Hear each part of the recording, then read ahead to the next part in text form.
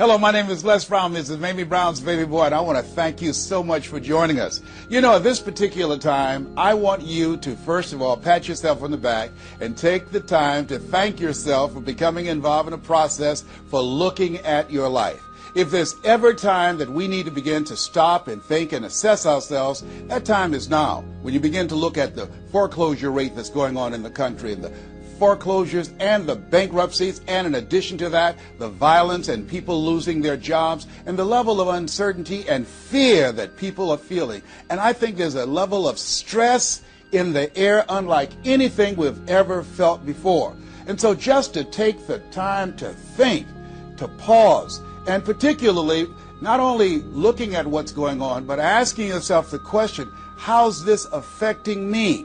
You know, we want to all become successful, but I've found that there's some success that's toxic success. What I mean is that you don't want to end up going after goals and dreams and neglect yourself. I want you to think about your goals and dreams and things that you want to achieve, and at the top of the list, I want you to put up there your strategy for being here. I just came from the doctor. Let me share something with you. I don't care what goals and dreams that you have. You've got to have your health in order to be here. So at the top of my list, and I'm suggesting you put it at the top of your list, your strategy, your game plan for being here. What are you going to do to take better care of yourself? That's one of the first things I want to ask you about. Because when I look at my life at 64, and I used to think people in their 50s were old, but now that I'm 64, I said, look here, people in their 80s and 90s, they're old people. My goal is to be here not only just to see my grandchildren, but to see my great-grandchildren and my great-great-great-grandchildren. But in order to be here, that's not just lip service, that's a commitment with my time, with my energy, and the choices that I make. So I want you to think about your strategy for being here, and I want you to think about your goal for securing your life in your future. See, as I get older, my goal right now is to become an asset to my children rather than a liability, financially and physically. See, I don't want to be a burden to my children. I don't even know if they like me that well. See, I love my mama. My goal and dream was to take care of my mother. I did that. I brought her home. I took care of her until she's 89. But children, they're different today. These are different type of people up in here. You don't know what this generation might do. Now, I know they say, Darren, we love you, but I really, really want to stay in good shape and take care of myself because I don't want to be around the house and my kids saying, look here, who's going to take care of me today? All he's doing is sit around talking to himself, talking about, yes, I can, and yes, I will, talking out of his head. No, I don't want that kind of party for me. My goal and objective is to die young at an old age. So I have a game plan. I don't like to eat vegetables all the time, but now I feel like a silly wabbit.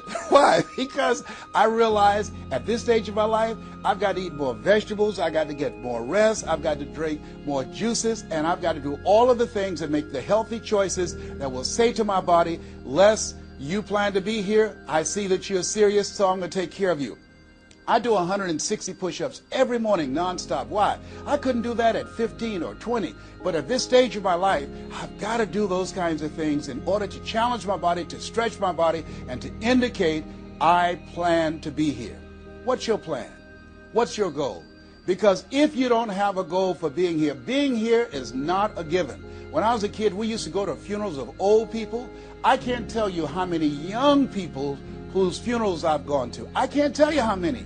And so, and there's something about between 40 and 60. I don't know what it is about that period in time. Between 40 and 60, if you're approaching 40, I can tell you, and you already know, life begins to intensify. Things happen to you, and things happen to people you care about. Between 40 and 60, if you can make it through that period, you can take a deep breath, because most people don't make 60.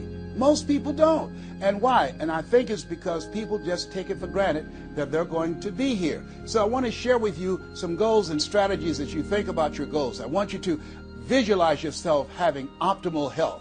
Having your right mind. I used to ask my mama, Mama, every Sunday you stand up in church and other older members of the church say, I want to thank the Lord for waking me up in my right mind this morning. Why do y'all say that all the time? She said, don't worry, son. You live long enough, you'll find out. She was absolutely right. I went in the room the other day to find something. I got in there, and I couldn't remember what I was looking for. I came out, I remembered what I was looking for. I went back in, I found it. Then I couldn't remember why I was looking for it. One of my children said, "Daddy, you need some ginkgo biloba." I said, "What's that?" She said, "Something for your memory." I went down to the health food store. I was walking around. The lady said, "May I help you, sir?" I said, "I forgot why I'm here." She said, "You need something for your memory." I said, "I know." So they took me over to a little section, and I bought the stuff, and then I took it home. Now, I can't remember where I put it. So when I got up this morning, I said, I want to thank the Lord for waking me up in my right mind this morning. See, if you woke up in your right mind this morning, that's a good thing. I called a friend of mine the other day, Miss Williams, said, "Miss Williams, how you doing?" She said, "Baby, I'm doing good." She said, "I went to the bathroom by myself, not all myself." I said, "Too much information, too much information." Let me tell you something. But that's a good thing. I know about that. I've been in the hospital. I know what it is not to be able to move. I know what it is to have back challenges. I know what it is to be in pain. So this thing called life, you got your health? Let me share something with you. That's a good thing. A friend of mine, Bishop T.D. Jakes, said, if you got a problem man or money can solve, you ain't got no problem. I can agree with that. And I learned some things going through that experience. And really, I should say, growing through that experience. My goal at that time was to be here. And trust me, it's better be seen than to be viewed. Are you feeling the brother? Up in here, up in here. So I want you to think about your goals and dreams. And here's what I want you to do right now. I want you to say to yourself, it's possible. It's possible. And I want you to follow along with this process. As you think about your goals and dreams, I want you to write this down. I'm going to give you some strategies to maintaining this possibility mindset. I want you to write down mindset maintenance. Mindset maintenance. Let me share something with you. The easiest thing that I do every year is to live my dream. That is, helping people to realize their potential, to step into their greatness, challenging themselves, reinventing themselves, to start their own businesses. I've helped over 400 people earn millions of dollars. The easiest thing I do every year is what I do on a day-to-day basis, going into prisons and juvenile detention centers, teaching young people mindset development, how to become effective communicators, how to dress like a prospect rather than a suspect. Those are the easy things that I do. Let me share with you the most difficult thing that I've ever done in my life. And that was to believe that I could do it. That's the most difficult thing that I've ever done in my entire life. To believe that I, Les Brown, who was born in an abandoned building on a floor in a poor section of Miami, Florida, with a twin brother. We were adopted. We were 6 weeks of age by Mrs. Mamie Brown, and I called myself Mrs. Mamie Brown's baby boy. All that I am and all that I ever hope to be, I owe to my mother. I saw a sign once that said, God took me out of my biological mother's womb and placed me in the heart of my adopted mother. To believe that I, Les Brown, who was labeled educable mental retarded, put back from the 5th grade to the 4th grade, failed again when I was in the 8th grade, to believe that I had the ability to live the life that I'm now living.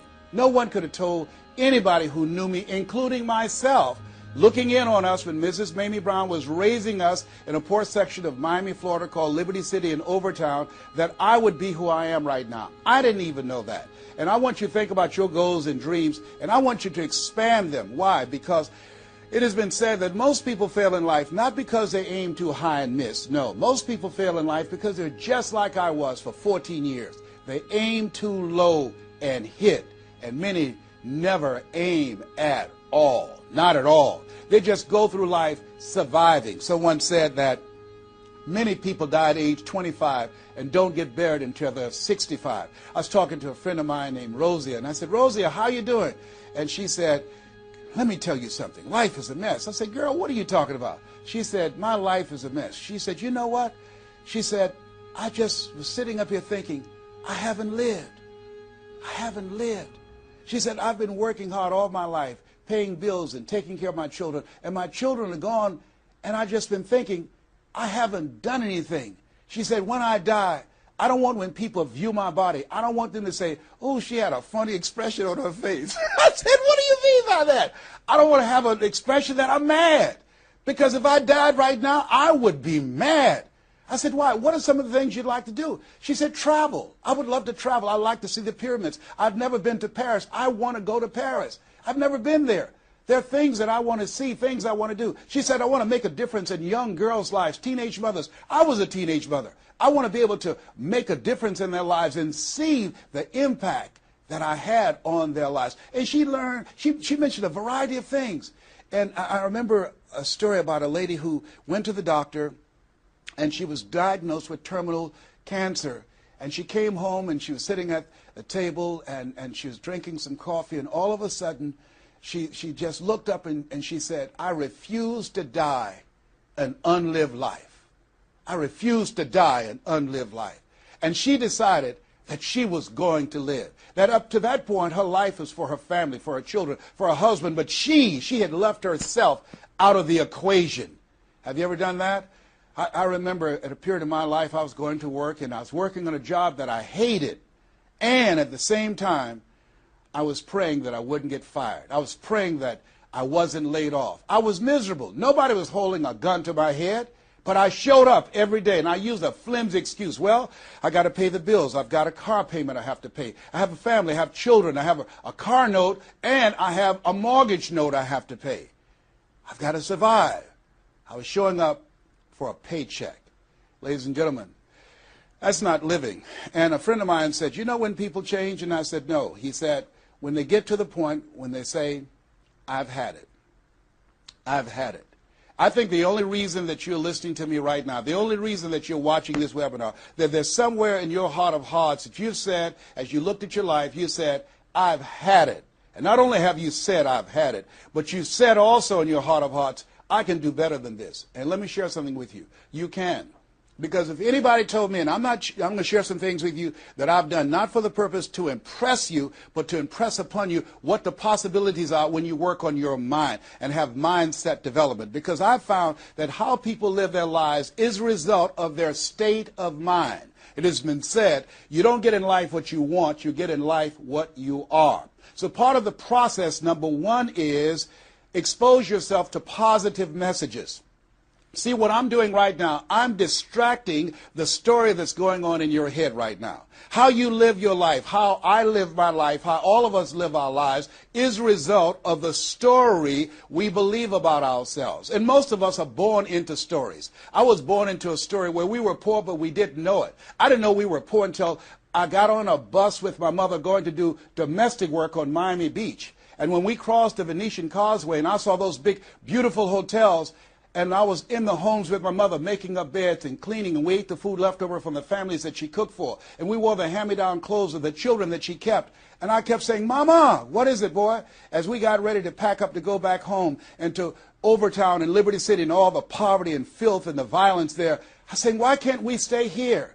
Why can't we stay here?" She said, "Leslie, we can't." "Why?" "Because we can." "Why, Mama? Why can't we?" She said, "It's just the way it is. Now shut up." And I kept saying to myself, why is that the way that it is? And I guess I was okay for Wesley and Margaret Ann and Leonard and Angelo and Sharon and Linda, but it wasn't okay for me. I was curious. I wanted to live like Mr. Sidursky lived. I wanted the big car that he had. I wanted that big home that he had. We lived in a 2-bedroom apartment. It was 7 of us, plus Mama. He had a big mansion, just 3 of them, 10,000 square feet. I said, "Mama, what is it, Leslie? One day, I want to buy you something just like this." My brothers and sisters, when we were on the bus going back, they were just engaged in playful things. I was thinking and dreaming. Mama didn't understand why I was thinking like that, because I'd been exposed to positive messages. I had to take care of Mr. Sidursky. I had to shine his shoes and clean his office. And every day when he was listening to motivational messages, I was hearing those things too. Earl Nightingale, we become what we think about. All of us are self-made, but only the successful will admit it. In order to be successful, you must be willing to do the things today others won't do in order to have the things tomorrow others won't have. Your mind is a machine. You must program yourself for success. Wow. When I heard those words, I said, wait a minute. I could program my mind for success. I can program my mind for wealth. You can too. Trust me. I've earned over $55 million in the last 28 years. Anybody told me that I would be doing what I'm doing right now? I spoke recently in Sweden. They paid me 40,000 euro for an hour speech. I had no idea that this Les Brown that you now see had the ability to do that. I used to work for the Miami Sanitation Department as a garbage collector. I used to be a janitor. I used to do door-to-door sales. I used to work for Sears in Miami on Biscayne Boulevard. I had no idea this Les Brown that you now see had the ability one day to give lectures at Harvard or Yale or Dartmouth University. I had no idea that this Les Brown existed. I don't tell you that to impress you, but to impress upon you. There is more in you. Simba, there's more in you than you have been expressing. All of us have seen Lion King, some great symbols in there. And I say to you, there's more in you right now than's represented in your bank account. There's more in you right now that's being reflected by your life right now. Your life is not a true reflection of your potential. You have greatness within you. You have the ability to do more than you can ever begin to imagine. There's a reason that my favorite book says, as a man thinketh, so is he. And as he continues to think, so he remains. In order for us to begin to break into that level of greatness that we have within ourselves, you have to make a conscious choice every day to expose your mind to positive messages. So I put myself on a regimen. I do this every day, and I suggest that you do it. Write this down. Number one, listen to motivational messages every day. If you have Choosing Your Future, a set of tapes, the CDs that we produce, or Creating Your Greatest Life, I guarantee you, if you do what I'm sharing with you right now, for 6 straight months, every day, your life will never be the same again.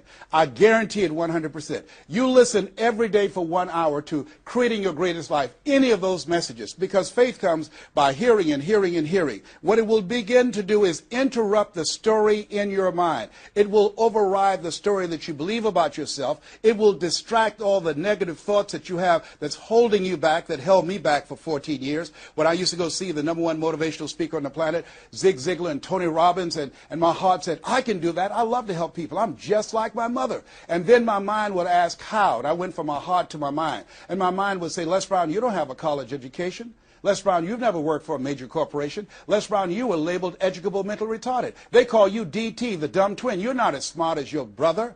Have you ever thought about something you wanted to do and you convinced yourself that you couldn't do it? See, sometimes we need to have some external voices. And so by listening to motivational messages, that began to override the negative thoughts that I had about myself in my mind. And it gave me a new story and empowered me and gave me a vision of myself beyond my circumstances and mental conditioning and started me to writing a new chapter in my life. And so now, money will never be another issue for me. And that was an issue for most of my life because I didn't know what I didn't know and I thought I knew. So one you have to do is that you have to have a mindset development strategy where you are deliberately taking an hour every day listening to a motivational message. Every day. Here's something else. Read 10 to 15 pages of something positive every day. Why? And read it with conviction and stay focused. 10 to 15 pages every day. This is 7 days a week? Absolutely. Absolutely. Every day, McDonald's know that you know where they are. Burger King know that you know where they are. But every day they have some advertising. They have billboards, they have radio, they have television. Why? Because by exposing you to those messages, that will begin to impact your behavior. And it will drive you into the place to purchase what they're advertising. Now you're advertising for your greatness. And faith comes by hearing and hearing and hearing and hearing. So you want to listen to positive messages every day. You do this, I'm telling you, your life will never be the same again. And read 10 to 15 pages of something positive every day. I read 2 to 3 books a week. Why? Because I have goals and dreams of things I want to achieve. I want my life to count. I want to make a greater impact. At this stage of my life, I'm working on my children's education. A good man leaves a legacy for his children's children. So I'm working on their education at this point in my life. And as I begin to look at myself, in order to achieve more and to do more, I know I have to work more on my mind. And let me give you an example how this works. The most money I've ever earned in an hour and a half, $260,000. That's the most money I've ever earned in an hour and a half. A lot of people work a whole month and don't do that, or 6 months. Then, and this is the next thing I want you to do. I want you to look at your relationships, and I want you to upgrade your relationships. See, MIT did a study, and this study indicated that you earn within $2,000 to $3,000 of your closest friends. Not only did I start reading books every day and listening to positive messages, but I separated myself from my friends who did not have goals and who did not have dreams. Why? Because people rub off on you. It's called a mind virus. you earn within $2,000 to $3,000 of your closest friends. So when you upgrade your relationships, you got to ask yourself the question, who is it that I need to associate with, that I can learn from, that I can grow mentally, emotionally, spiritually, and financially? By aligning myself with another person that I can learn from. And Dr. Dennis Kimbrough said, if you're the smartest one in your group, you need to get a new group. Whoa, think about that. I was the smartest one in my group. And then one person called me who had been admiring me for years and said, Les, I want you to coach me and my trainers on how to tell a story and create value for an audience. And I want to share with you some things. I want to teach you some things, old man. I said, is that right? He said, yes. You always say you're never too old to learn and you're never too young to teach. I want to teach you some things. I said, okay, I'm open to that. Now, let me share this with you. He blew my mind.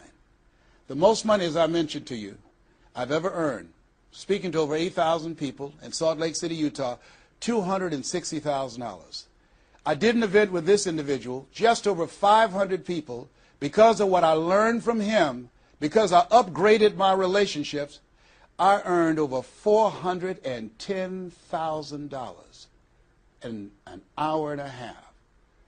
I was excited, but I was also depressed, because I've been speaking for 28 years. And I started thinking about all the money that I left on the table, all the hotels and plane rides, all of the audiences I spoke to, all of the money that I missed out on because I didn't know that I didn't know, and I thought I knew. I was a big fish in a small pond. I can't tell you, if you don't get anything else, you have to look at your relationships and you've got to ask yourself the question, what is this relationship doing to me? And I mean in every area of your life. When the doctor looked at me and said, you have cancer. Cancer is the most feared word in 7 different languages. One of the first things I had to do, I found out who had cancer at some point in time or was living with cancer and conquered it. I surrounded myself with people who had done what I wanted to do, who were winning at the game. See, it's very important, every area of your life. If you want to improve your health, start hanging around healthy people. They did a 30-year study and said that the reason that most people are obese, it's a mind virus. Listen to what they said. A mind virus is communicated mind to mind. That if you have a friend that's fat or you marry somebody that's obese, you have a 41% to up to 161% of becoming obese yourself. Even if they live in another state. Whoa, why? Because birds of a feather flock together. Never forget, a high school teacher, Mr. Leroy Washington, said, Mr. Brown, if you run around with 9 broke people, I guarantee you, you'll become number 10. Whoa. Think about that. Part of your mindset development, not only listening, not only reading, but you have got to look at your relationships, upgrade your relationships, and continue to evaluate them and make sure they're an asset to you and not a liability. My son John Leslie is a motivational speaker. He has a saying, who should you count on and who should you count out? See, there's some relationships that can start out real positive, and then sometimes we outgrow people. Has that ever happened to you? Have you ever outgrown someone? Somebody you used to be close to, used to be your bosom buddy, and then you haven't been together for a time, and then when you get together, you have absolutely nothing in common. Sometimes that happens with family members. My twin brother, it's a strained conversation because he's talking about, Les, did you hear who died? No, I don't get up reading the obituary column. I'm glad my name is not there. Hello, I don't care. I'm focusing on living. Our conversations are so different. Isn't it interesting how you could be raised in the same family, same circumstances, by the same parents and end up dramatically different? It's called life. Here's the other thing that's very important. Write down the goals that you want to achieve. Write them down. Put them on a 3x5 card. And I want you to use a King James Version Bible and Matthew 7:7. Ask and it shall be given. Seek and ye shall find. Knock and it shall be open unto you. I want you to write that on one side of the card. On the flip side of the card, I want you to write down one major goal that you want to achieve. And you want to read that 3 times a day. 3 times a day. What are you doing? You're hypnotizing yourself. And you're dehypnotizing yourself. What you're doing is you are dispelling the myths and all of the spells that you're living under. I think that a poverty mindset is a spell. I think that people go so far, and because they're mesmerized by life, they unconsciously stop. And you have to break that spell by constant attention. So on one side you read your goal, that one major goal, 3 times a day. Then the flip side, you flip that scripture over. Ask and it shall be given. Seek and ye shall find. Knock and it shall be given unto you. As you read that every day, 3 times a day, I can tell you, amazing things, breakthroughs will happen for you. Now, we're going to take a break right now, and I want you to take the time to think about this one thing. What is it that you're going to do differently? Because in order to do something you've never done, you've got to become someone you've never been. You've got to be willing to give up who you have been to give birth to who you can become. I want you to take the time and write down one radical change that you're going to make about you, and you know if you do that, your life will never be the same again. This is Mrs. Mamie Brown's baby boy Les Brown. We're going to take a break right now, and we'll be right back.